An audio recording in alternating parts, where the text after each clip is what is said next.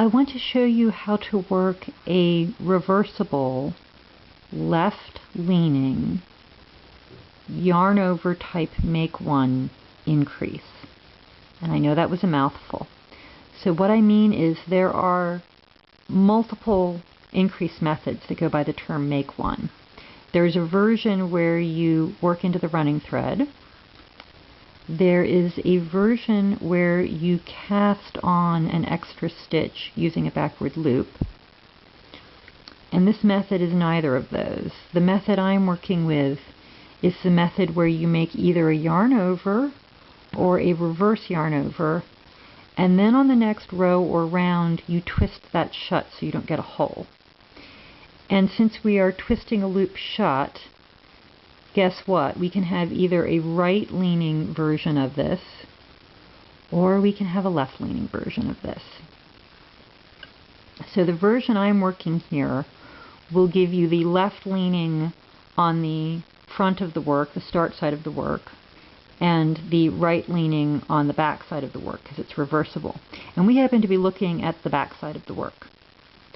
Now, one of the things that's kind of interesting about this is when you are working the left-leaning version of this increase on normal fabric, you throw yarn over and then you work it through the back of the loop on the next row around. But for the reversible version, you throw a reverse yarn over, so just to make your head really spin. So I threw a reverse yarn over on the previous row, and now when I come to it, since I'm in 1x1 ribbing, I need to turn this into a knit stitch and then a purl stitch, and I don't want to leave a big hole. So there's my reverse yarn over. The first stitch I need to make is a knit. I know if I knit it through the back of the loop I'm going to get a hole, so that means I need to knit it through the front of the loop. So I knit it through the front of the loop, and that makes the stitch I need on this side of the work, the side that I see.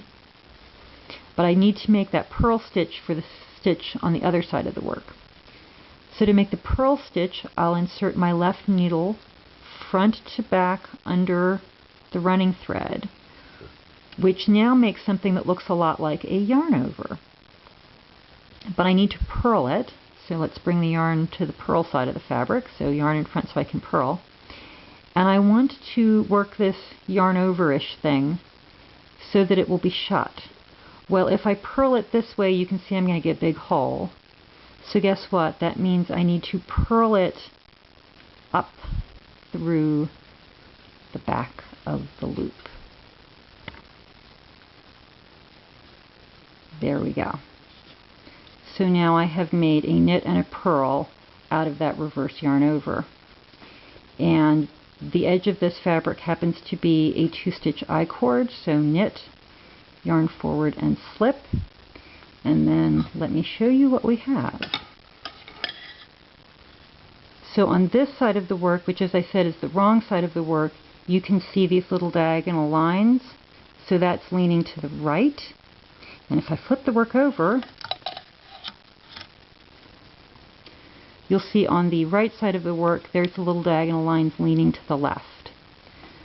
So that was the left-leaning reversible version of using a yarn over to do an increase.